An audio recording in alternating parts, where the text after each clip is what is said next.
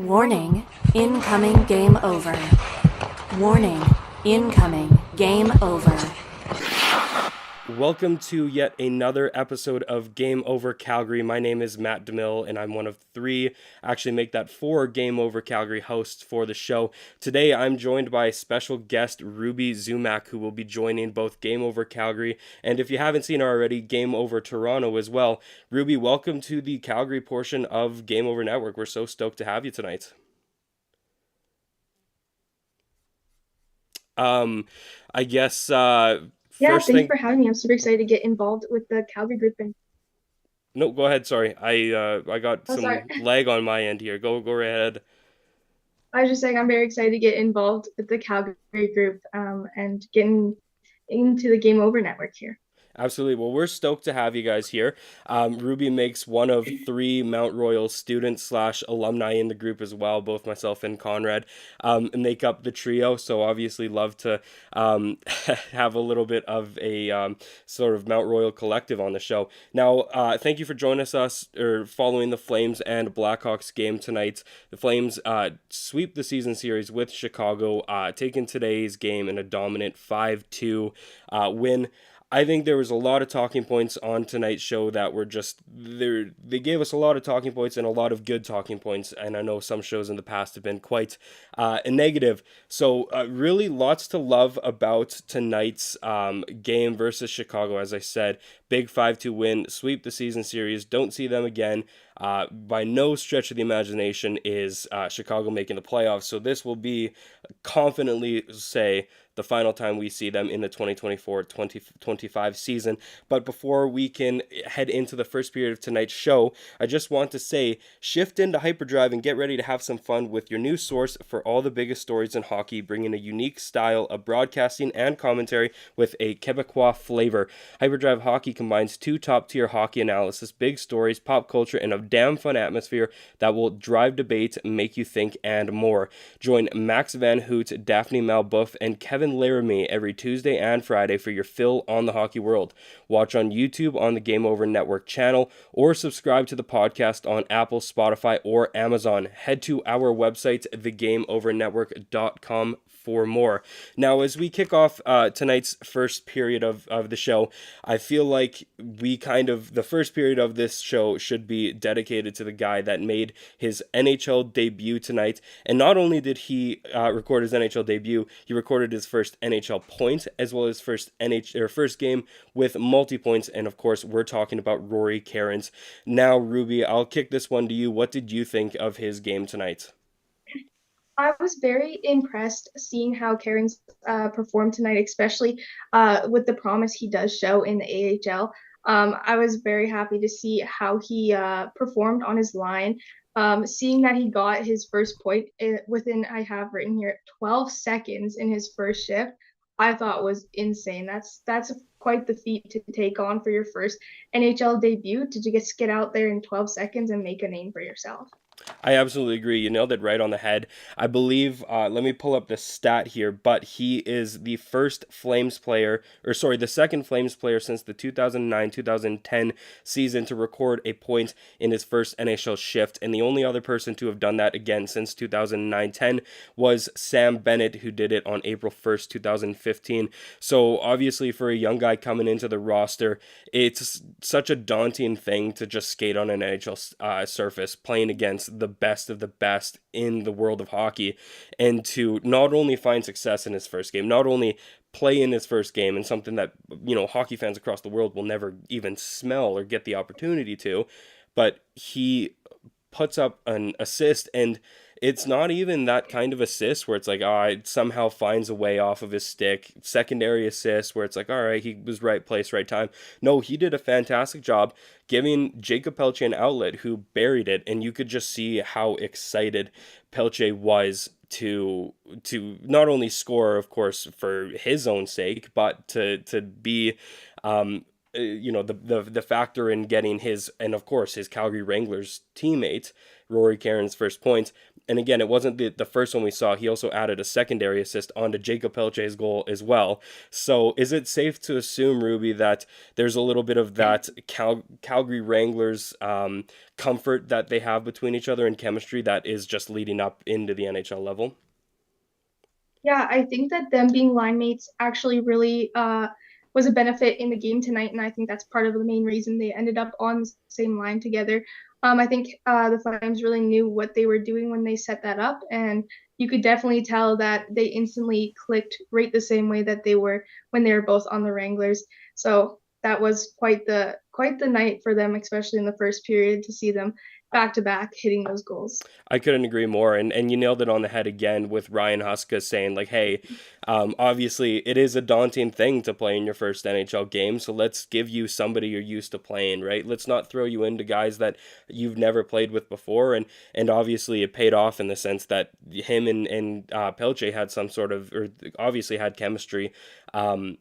Heading into tonight's game, and that paid off. Obviously, if that's a long-term thing, we also have no idea how long Rory Cairns is going to stay up. I mean, obviously, after tonight's game, he made a good, very strong argument to stay in the lineup as long as a guy like Connor Zary is out with his long-term injury. But absolutely, I think that was a great move by Huska to just give him some sense of comfort on the ice.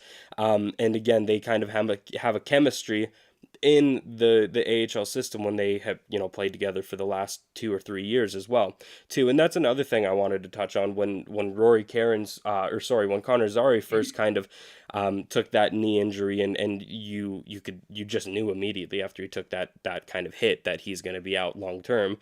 And your next kind of thought in your head is, who is going to be that guy that's filling his shoes? And at least for me, Rory Cairns he was that guy that I originally kind of thought as the potential call up. He's 34 points, 34 games with the Wranglers, and I think that leads the team in points. So it was the right move for Huska to bring that guy up. And again, I thought he made a case for himself. Besides his, I'll let you know if you kind of agree with what I'm going to say besides that. But obviously, 2 points is a great thing. But again, there's a lot more to production at the NHL level. And a lot of it is just playing with confidence on the ice, whether you are finding results on the score sheet. And again, I think for a guy in his very first game at the NHL level, he was playing with confidence. He didn't look out of place. Obviously, he's maybe a little slower just because he's trying to catch up to the pace that the NHL plays in. But just in general, I thought he was played with confidence and he didn't stick out. I thought he looked the part. What did you think? Yeah, I definitely agree with you. I think that Cairns was just all around it tonight, and there was never a point where I was thinking that he stood out or he was in the way or he was not in there enough or regardless. I definitely think that he took a little bit to find the pace of the game, but once he found it, I think, and especially after those two assists, I think it gave him the confidence to try to get his own goals in there. And you could see in the second and third period, he was definitely trying to get his opportunity in, but unfortunately did not. But he really was there, and he did have the chances to make those shots.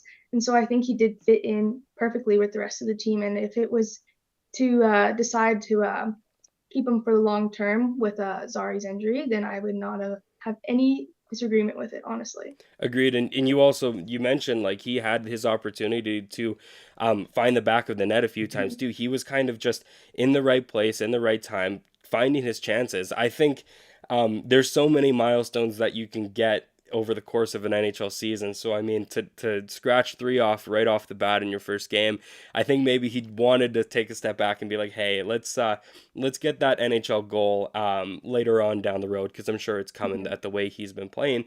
And you mentioned again his secondary assist. I mentioned he's the first Flames player since 2009-10 to have his first point in his first shift with the Flames, but he is also the first player since, correct me if I'm wrong here, but I believe it was Makarov in the 90s to have 2 assists in his first game, and he's just one of 5 Flames players to have made a feat like that. Now, I didn't write that down, but I'm pretty sure I saw it on Sportsnet enough times to think I got that stat right. Either way, Talking about debuts and how exciting they are, it feels like this one for him was going to be one that sticks out not only for him but across the Flames fan base, with considering how excellent it was. Is there anything kind of else that you'd like to add in terms of Karen's performance tonight? Because I know we have a few other talking points we want to get to, and I don't want to start straggling on some of them. So I'll let you put another word in if you'd like before we switch it up here. Yeah, no, I think that Cairns did a really good job during his debut, and I think that by not getting that goal tonight, that he didn't raise himself to a too high of a standard where people could potentially knock him down a peg once he keeps playing some more games. But I think it was a perfect game for him, perfect start, and I can't wait to see more from him. Absolutely, and that's also another great point.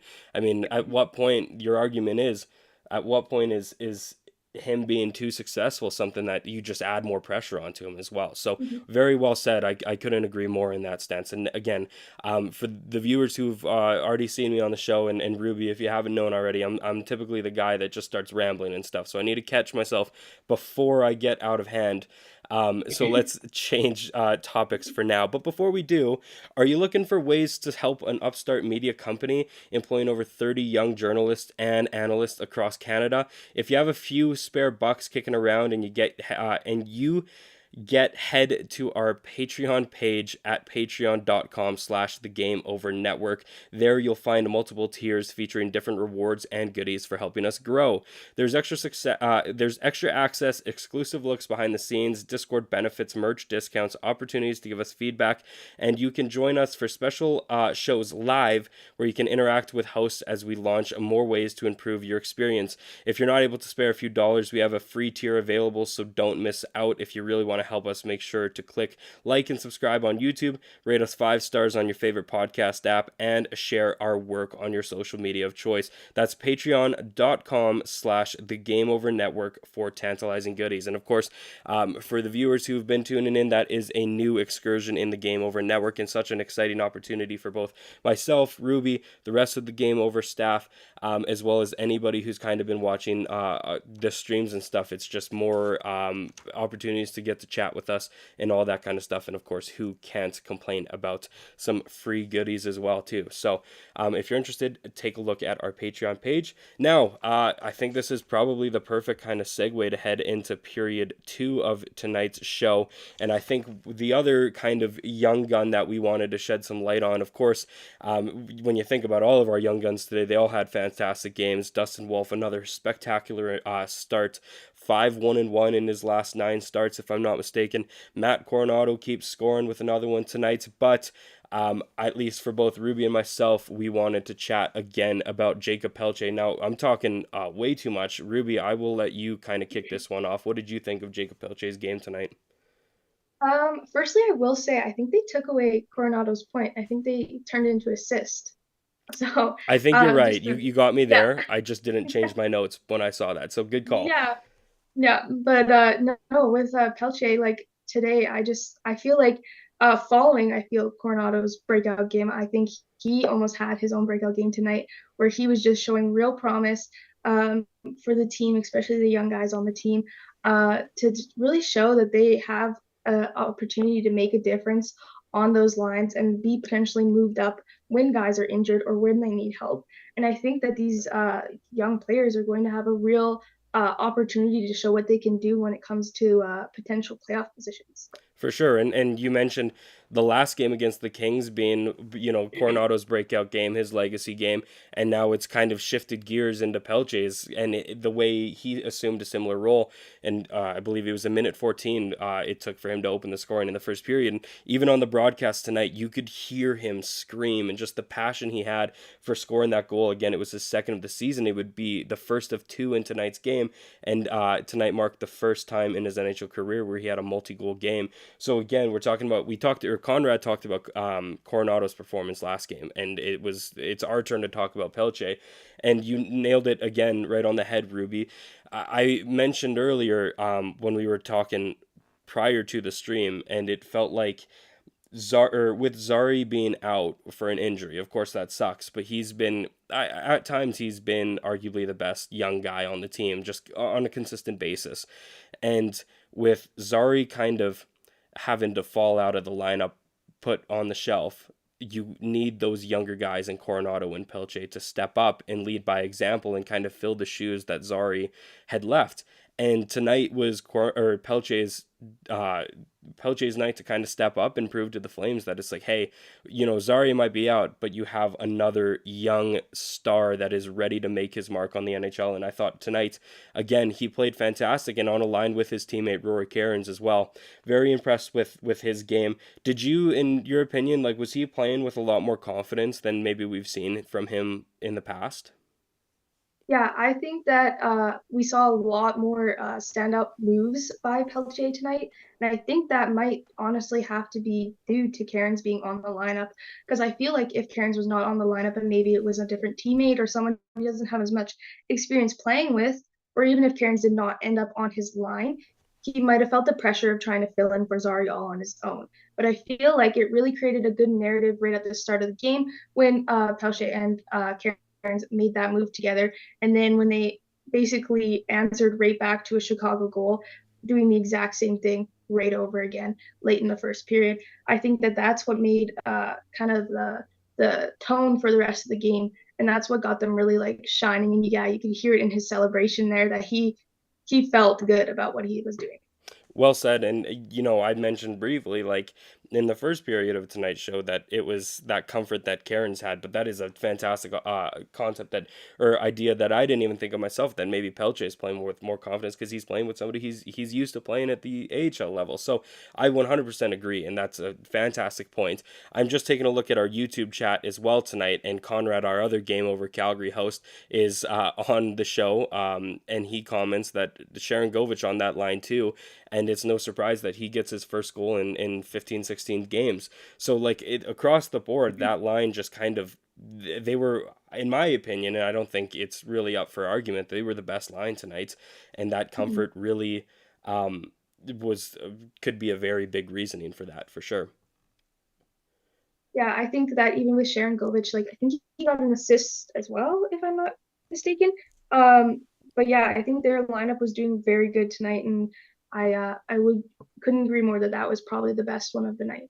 For sure. And I think, after watching a performance like Pelche had tonight, you also have to just sit there and smile to see where he started at the start of the season.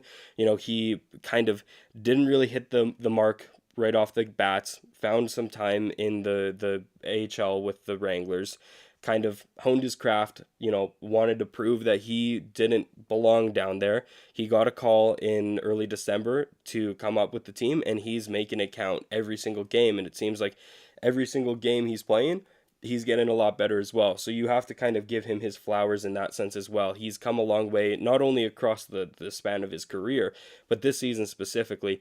I think his just evolution into how he's playing right now has been fantastic as well. Yeah, I couldn't agree more. I think that he was definitely uh, doing good on all accounts tonight, and I think that tonight was what he needed to bring up his confidence and help push more for some more kind of ice time and perfect moments with the team. And I think he made that move tonight. Absolutely, and I think if you look at the final stat line, 3 points on I think they listed them as the second line tonight because of course they have the Backlund, Coleman, and Coronado line in the third. So I mean, for a relatively either a snake bitten line considering Sharon Govich or just a young line with lots to learn, I thought they had a fantastic game. The only like albeit like the only the only way that I won't necessarily um hype them up to the greatest extent is they also did that to the Chicago Blackhawks, who are one of the worst teams in the league. But again, I think that you can also say that they used that to their advantage, right? Like, it's tough to kind of perform of to that caliber against a contender of a team, the Winnipegs, the I guess Washingtons this year, the Minnesotas, just the that come off the top of my head. It's a lot harder to kind of find that spark to get going against the top end teams. So right now, to kind of get their feet moving and get their kind of hot streak up, maybe it's a great time for them to kind of do it against a team that is willing to let them do that as well. Perfect. I definitely think that with them being on, oh, sorry. No, go I was ahead. gonna say I definitely think with them being on their road trip this year, I think that it was definitely a good starting point to get going on a team that might be easier to beat, especially with Karen's in the lineup, so that they could get a feel for how things are gonna go for the rest of the trip. Absolutely, and I think their next two games are a back to back in St. Louis as well. And I mean, correct me if I'm wrong, but they kind of seem to be in that same kind of little bit in the wild card hunt on the Central Division side of things. But either way, it's probably a little bit of a step up from the quality of teams that you'll see against the Blackhawks tonight.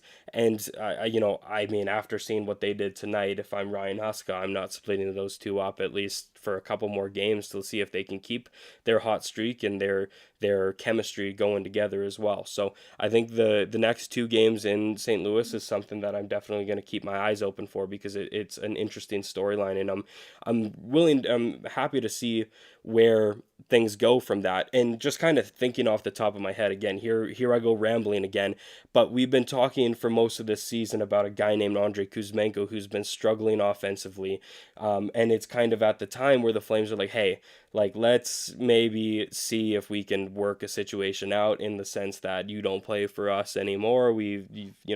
Find a new home for you, buy you out, that kind of stuff. And the question is, like, who's going to step up and fill that kind of role? And, like, again, he's only played 60 minutes with the Flames, but from tonight's performance, I mean, Rory Cairns as the replacement for Andrei Kuzmenko is not something that it's something that I'm very much open to. Again, garnering his performance kind of continues, and again, doesn't have to be consistently producing points. Like you said, Ruby, you don't want to give him that kind of pressure, but just to be that consistent, third line guy that is, while not finding the score sheet every night, is contributing in more ways than one as well. Mhm. Lovely.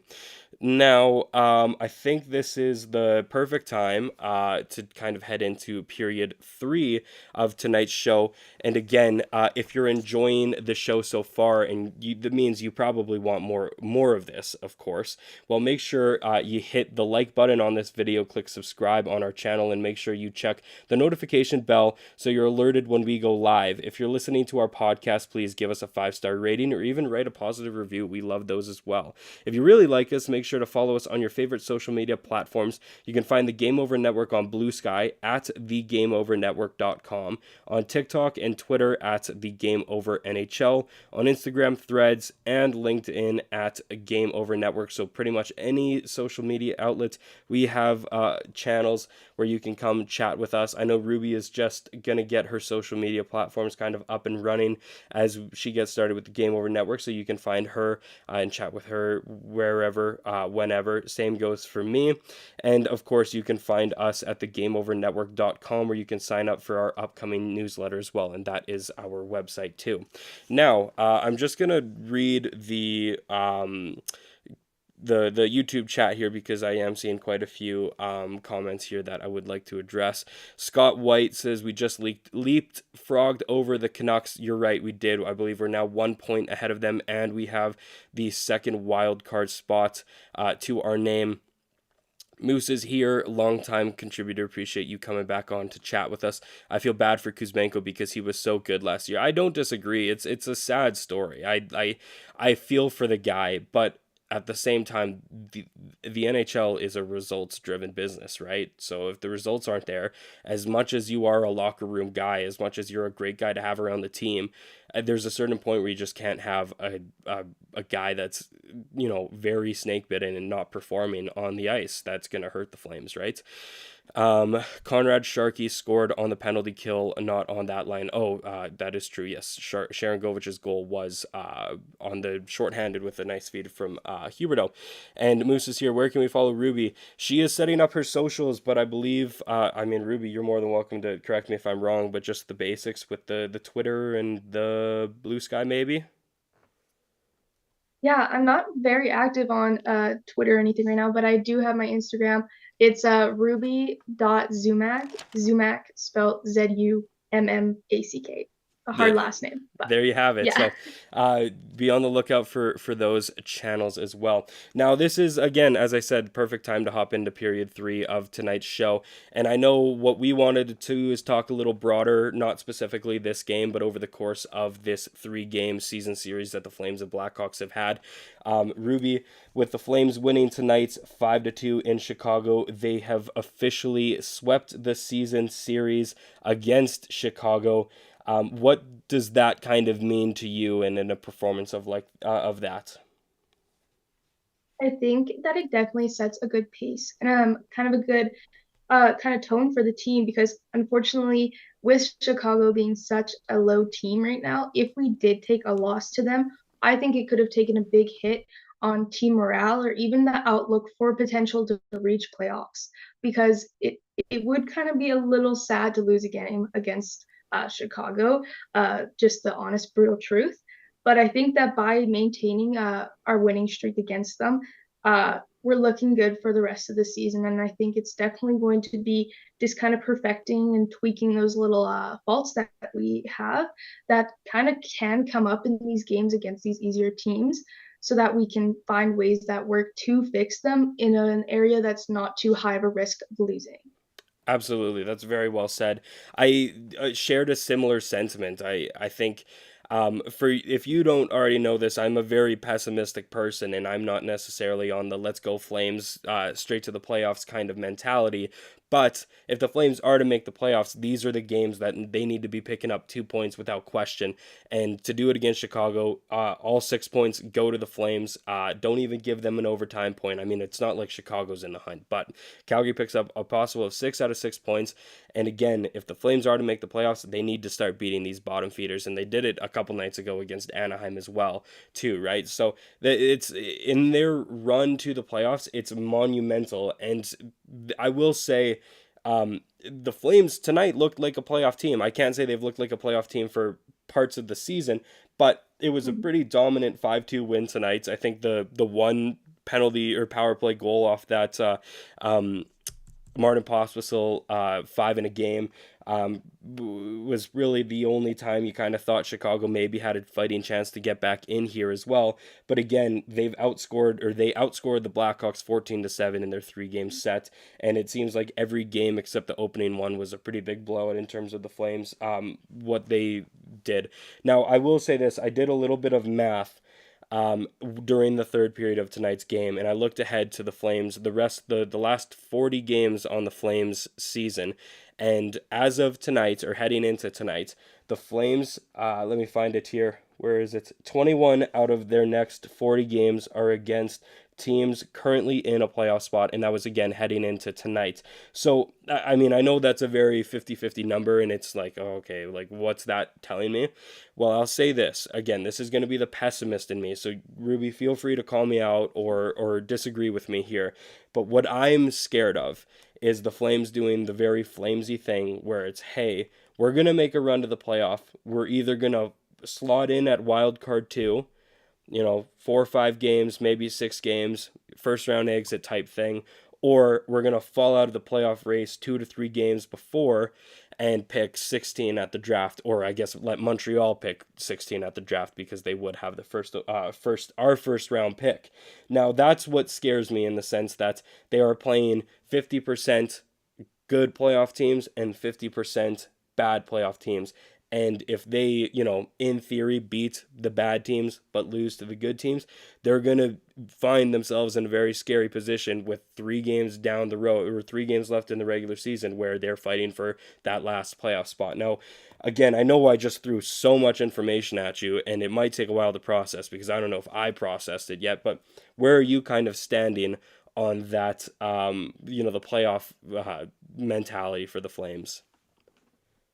I definitely think that just going forward, the Flames need to try and remain consistent because I know when it comes to playing these easier teams, I feel like sometimes they drop to the level that that team is at. So they're not going to perform above and beyond against a team that they know they don't need to, which I feel like wrecks their consistency, wrecks their momentum, and leaves them in a flailing position when it comes to playing those better teams that are locked in for the playoffs. Because I know especially their last game against Chicago, the scoring should not have gotten to where it did get. They definitely could have kept up their lead there. I think it was 5-1. Then it got to 5-4, and then they thankfully got another one with an empty net against Chicago there at the end. But that never should have happened in all realness. So I feel like if they were just consistent in their ability to play at a higher level or the level that they actually genuinely are at, then they wouldn't be wrecking up their momentum when they go into those uh, do or die games. Yeah, and it really seems like for most of this season, you don't really know what team is going to show up on a night to night basis. And that is, like you said, a sign of concern, right? You think about the very start of the season where they started rattling off, 5 games in a row against teams that are considered your contenders. They have wins against Minnesota this year, they have a win against Edmonton, they got wins against good teams, but then they also don't make it easy on themselves against bad teams. And again, I think that is a big concern of mine as well, too. That's the thing. There's no consistency. You don't know whether they're going to play like a team that should finish 32nd in the league or a team that has a chance of winning the cup this year. And that consistency is something that I am not used, or I'm very familiar with over the span of the last couple seasons watching this team. So it is a sign of concern, and obviously, like, again, going kind of off topic here, but the trade deadline I think is really going to dictate where this team's direction is headed. But yeah, the inconsistency. You talk on a specific night to night basis a period to period basis, and that's a problem as much as it's a problem as you don't know what team you're going to get on a game to game basis. So I completely agree with you as well. Yeah, I couldn't agree more. I think that on top of not playing consistency or consistently throughout each game, I think they do have a problem playing consistently throughout periods where it kind of seems like they aren't playing 60-minute games. They are playing the first two periods maybe full force and they are dominating. And then that third period, they can barely keep it out of their zone. So I feel like that's where Calgary needs to fix those faults and maybe take these lesser teams that are lower in the playoff race to fix those issues to get ready for those games that are going to really determine what happens. And I think when you compare Calgary to a cup contender who you'd think is a cup contender, I think that is a very big difference is, the teams that have the chances at winning the cups, the Floridas of the world, is they do an excellent job at playing a full 60. They might have an off night here or there, but you damn know they're going to come back the next night and play like the team that they know them to do. And, the Flames, as I said, are very streaky in that sense. And that's a very great point that you bring up. Again, I'm just going to take a look at the chat here because we do have a lot of people commenting on comments. But Matt C, we're too good to finish in the bottom 10, so we have to hope for the playoffs. I mean, I don't disagree. Like, that's the tricky position the Flames have put themselves in, right? If they're the 10th or within the top 10 of the lowest teams, I know the wording on that is horrible, but if they're, one of the worst teams in the league, we're sitting pretty, we keep our first round pick. But if we're anywhere between 11 to 16 and out of the playoffs, our first round pick is going to Montreal. So it's like we need to either tank to the point where the Flames can keep their first round this year and grab a great player, or we need to make the playoffs. And unfortunately, as we just finished the 42nd game of the regular season, this is the time where, the more, or the as the flame like if the Flames keep being this streaky team, they're gonna, there's gonna be a world where they fall out of a playoff spot and they lose their first round pick this year. Of course, they have a second one. I can't remember. I think it's Florida's this year. Don't quote me on that, but we still have a first round pick, but it's not going to be a high one in any stretch of the imagination. Now, Moose is here as well. Says interesting. The way I look at it is home games versus road games, not playoff versus non-playoff teams. I think if we can get consistent road wins, we have a chance to get wild card slot. And Ruby, I'll let you step in here as well, but I'll quickly say, like, that is also a great point. The Flames have been notoriously fantastic at home versus they've been struggling a little bit more on the road. Now, I didn't do the math on who they're playing at home versus who they're playing on the road, but that is a great point as well. They need to start picking up these road wins, and that's a great point. Mm-hmm. Yeah, you could hear it all over the broadcasts tonight where people were talking about how Calgary really does need to win more when they're on the road, and that's why this road trip right now does mean a lot, especially going into the playoffs.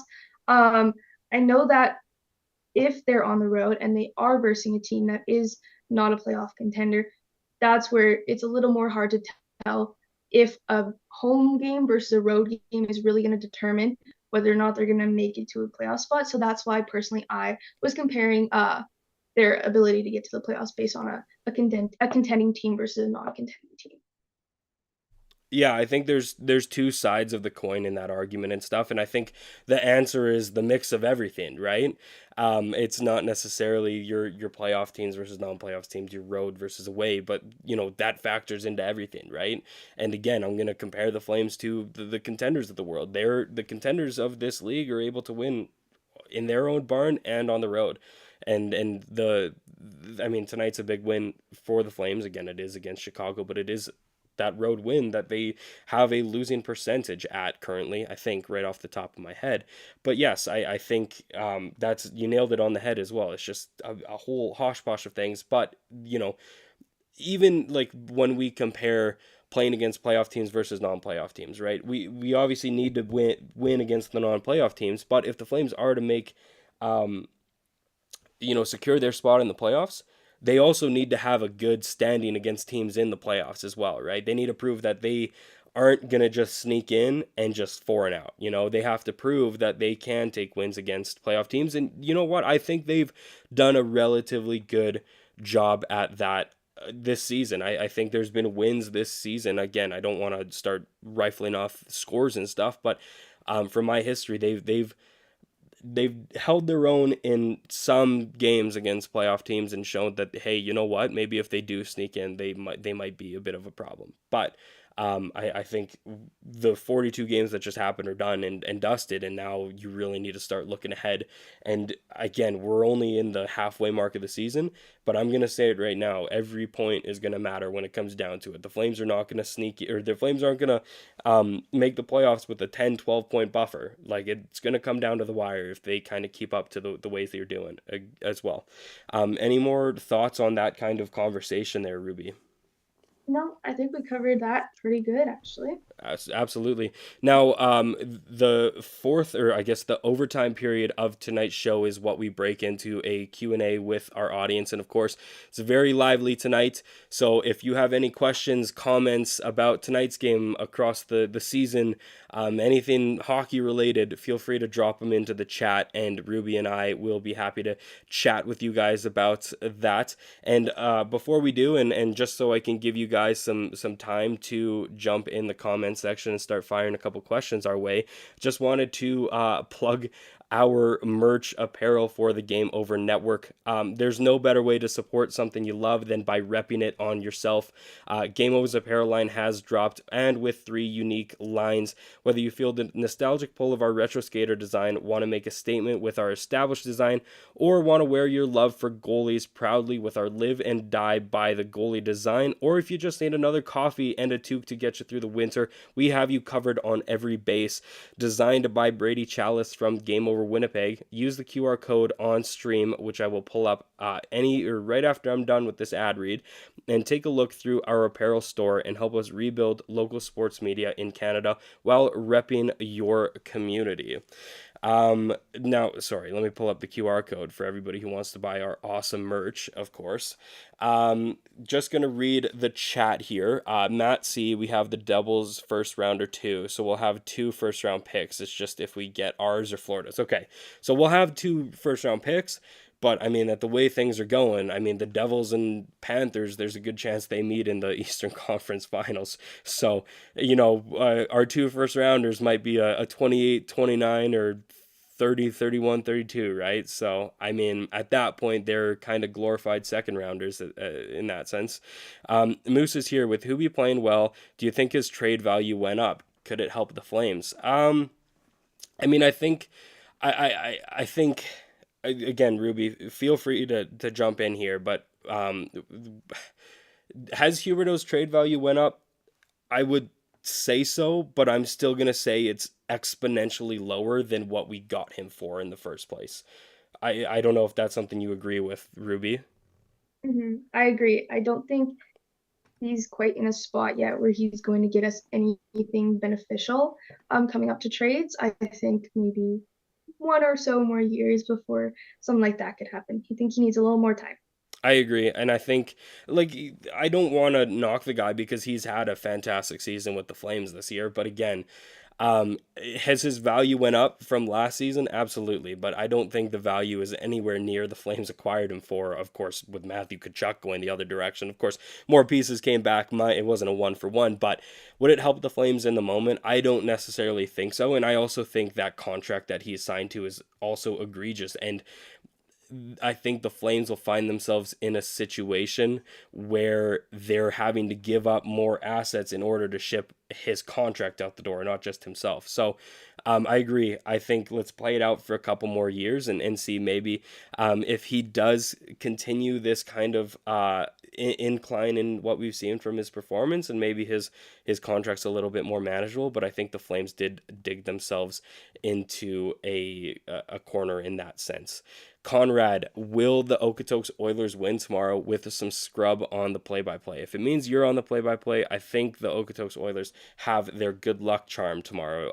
So fingers crossed for them. I can't say I've been keeping too close of an eye in that league, but again, they have their lucky charm on their side in the form of Conrad Krausert. So I hope they can pull off a win tomorrow. Matt C, is Stromgren the next man up from the A, or would we do the boring option of looking at Klapka / Hunt again? Ruby, how well versed would you say you are in the Flames affiliate system?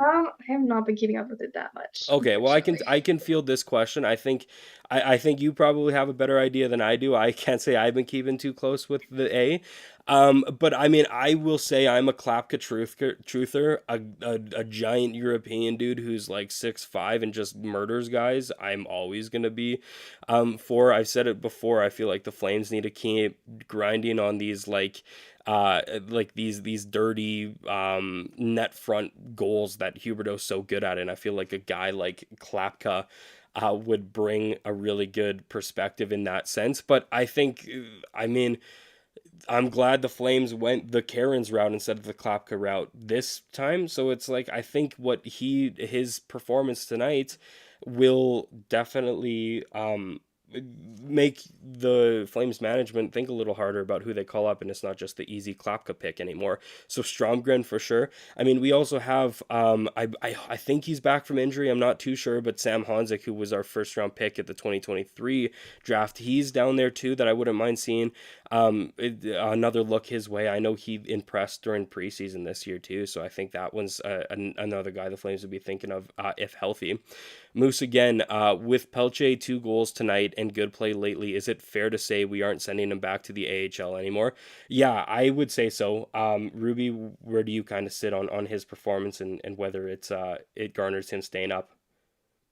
Yeah, like we've been talking about, I think that he's been showing that he can have a lot of promise and he can aid the team way better coming up in these games that might be a little bit of a close to the what am I trying to say? Close to the end of the rope kind of games, where you don't know whether or not the Calgary can pull through or not. So I don't think that he should be sent back down.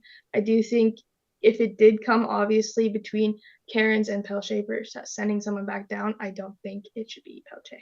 I agree. I think he's had more sample size of games as well too, and he's made the argument to stay since he's been up with the Flames. And considering like how many guys that are down with injuries right now, you're Zari, you're Kirkland, and then of course, as I said, we've got Kuzmenko who's rotting in the press box right now. I don't think there's going to be a situation, at least in the near future, where the Flames are going to have to make a tough call like that. I would even say, like, again, if Karen's keeps up the way he's been playing, and of course we've only seen him for 60 minutes, but if he continues to be a pretty strong talking point in the Flames locker room, I would say there's other options outside of Karen's and Pelche that can be moved down. I mean, one that comes to mind, again, he'll be waiver eligible, unfortunately, but a guy like Walker Dewar, again, I don't necessarily want to risk putting him on waivers, but I also don't want to risk putting Pelche on waivers at this point. And we almost lost him at the start of the season when him and Schwint went sent to the minors, and of course Schwund got picked up by Vegas. So I think, I mean, even if he ends up being a guy that's in the lineup, on off the lineup, he's proved that he can be a valuable asset for the Flames, and I don't think I don't think Craig Conroy is willing to risk losing him off a waiver claim to send him down to the AHL. So that's kind of where I stand on that. And I think, as you said, Ruby, he's done more than enough to kind of stake his claim into a more permanent spot on the team. And I absolutely agree with that. Scott White, what's up with Kuzmenko? I mean, there's so many points to talk about. I just think we're kind of at the time where the Flames are going to try and make a final decision as to whether we try and find a trade for him or just kind of buy out his contract. I guess, Ruby, on the Game Over Calgary streams, Kuzmenko has been a pretty big talking point for both Anand, Conrad, and myself. Where do you kind of stand on that kind of debacle that we've seen unfold this year? I definitely am a kind of person that does believe in how the NHL is really a business. And if you do not perform in that little window that you have to prove yourself as a key point in your team, then you don't deserve to be on the team. Because if you're brought on with the idea of promise and that you will do something and you don't, it's like any job. It's like if you were to be hired at a part-time job somewhere and you don't show up and you don't do what you were told you were supposed to do when you signed on to that job, they're not going to keep you around. And I think that's exactly what's going to happen with Kuzmenko. And I'm unfortunately, I'm not very upset with it. Well said. I think that's exactly the way the rest of the team feels and stuff. I mean, there's only so far that a guy with personality and a good locker room guy can go. The only nice thing is the Flames have so much money and cap space that they can afford to just keep him up in the press box. And but again, with the deadline approaching, I think there is going to be a decision that is like, hey, you know what? He's as good of a glue guy he is. We can find other opportunities to bring more bodies in that can perform better. And unfortunately, I agree. It's a business at the end of the day. As much as we love these guys and as much as these guys love their teammates, it's a business and they all understand that. And I think Kuzmenko is probably thinking the exact same thing as well. Now we just passed the 45-minute mark in tonight's show, so I think this is a perfect time to sign off for tonight. I just wanted to say thank you again for Ruby for joining on to the show tonight. She is going to be on a lot more Game Over Calgary shows as well as Game Over Toronto, so feel free to support her as much as you can because she is fantastic and we are so excited to have her a part of the Game Over network as a whole. So make sure you keep an eye on her and when she's on for streams because she does some fantastic stuff and loves to chat with all of us. So for that, the Flames are back in action tomorrow night. They are in St. Louis for the first of two back-to-back games. Anand will be on tomorrow's post-game stream, so tune in for that. And of course, there's lots of storylines that we will look into heading into tomorrow night. Until then, wish you guys all the best, and we will be seeing you all around soon.